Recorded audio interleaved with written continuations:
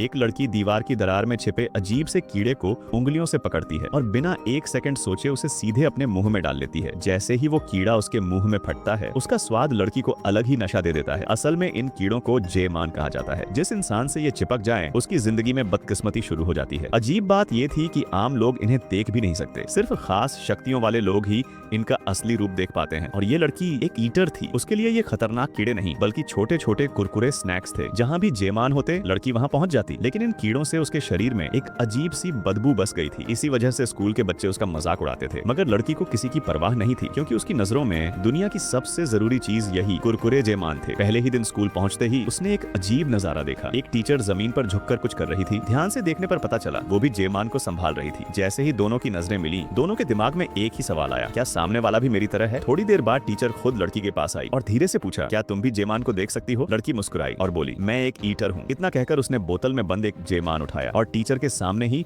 उसे मुंह में डाल लिया। अगले ही पल उसके मुंह में वही चिपचिपा फटने वाला एहसास फैल गया। वो बड़े मजे से उसे चबाने लगी, लेकिन ये देखकर टीचर की हालत खराब हो गई। उसे इतनी घिन आई कि वो बार बार निगलने लगी। असल में जेमान को खाली पेट नहीं खाया जा सकता था। उन्हें खत्म करने के लिए लड़की को लगातार कुछ न कुछ खाना पड़ता था। टीचर ये सब देखकर समझ गई कि लड़की की जिंदगी बिल्कुल भी आसान नहीं है, लेकिन यही उसका काम था, यही उसकी किस्मत थी।